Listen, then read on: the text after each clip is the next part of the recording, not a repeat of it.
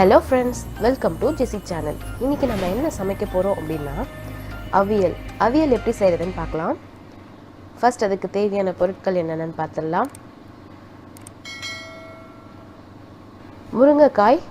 ஒரு முருங்கைக்காய் எடுத்து இந்த மாதிரி குட்டி குட்டி பீசஸாக கட் பண்ணி வச்சுருக்கோம்.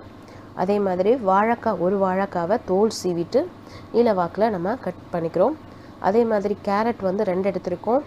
உருளைக்கிழங்கு 1, கத்திரிக்காய் 2 எடுத்திருக்கோம். தக்காளி 2 வச்சுருக்கோம். அதுக்கப்புறம் மஞ்சள் தூள் 1/2 ஸ்பூன் எடுத்துக்கோங்க. ஒரு மிக்சி ஜாரில் சின்ன வெங்காயம் ஒரு 15 வெங்காயம் எடுத்திருக்கோம். அதுக்கப்புறம் பூண்டு ஒரு 7 பல் பூண்டு எடுத்திருக்கோம். 1 ஸ்பூன் சீரகம், பச்சை மிளகாய் நம்ம காரத்துக்கு ஏற்றாப்பில் சேர்த்துக்கலாம். நாங்கள் 3 பச்சை மிளகாய் எடுத்திருக்கோம். ஸோ அதை நல்லா மிக்சியில் இந்த மாதிரி பேஸ்ட் மாதிரி அரைச்சிக்கோங்க. அதுக்கப்புறம் தேங்காய் அதே மிக்சி ஜாரில் தேங்காய் ஒரு 1/2 மூடி தேங்காய், சின்ன தேங்காவாக இருந்தால் 1/2 மூடி எடுத்துக்கோங்க, பெரிய தேங்காவாக இருந்தால் ஒரு 1/4 மூடி எடுத்துக்கோங்க. ஸோ அதையும் நல்லா ஒன்று பாதியமாக அரைச்சி வச்சுக்கிறோம். அதுக்கப்புறம் ஒரு பேனில் கொஞ்சம் தண்ணி ஊற்றி நம்ம வெட்டி வச்சுருக்க காய்கறி எல்லாத்தையுமே உள்ளே போட்டு கொஞ்சம் நேரம் வேக வைக்க போகிறோம். பாருங்கள், ஓரளவுக்கு வெந்த பிறகு நம்ம என்ன பண்ண போகிறோம் அப்படின்னா, இதில் கொஞ்சோண்டு மஞ்சள் தூள் சேர்க்க போகிறோம். ஒரு 1/2 ஸ்பூன் மஞ்சள் தூள் சொன்னேன்ல, அதை சேர்த்துக்கிறோம். சேர்த்துட்டு அதை நல்லா மிக்ஸ் பண்ணி விட்ருங்க.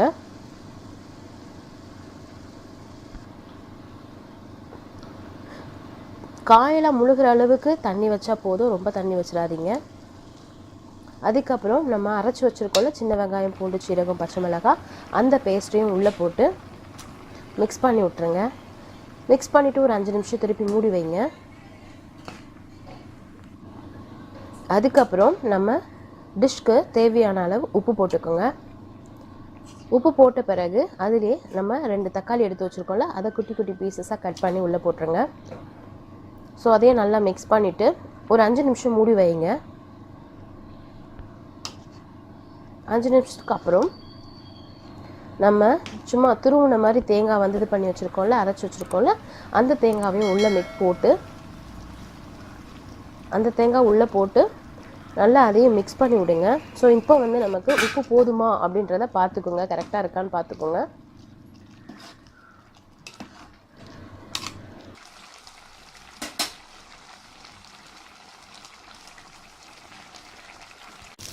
அதுக்கப்புறம் ஒரு குட்டி பேனில் இது தேங்காய் எண்ணெயில் வறுத்து போட்டிங்கன்னா நல்லாயிருக்கும், தாளிச்சா நல்லாயிருக்கும்.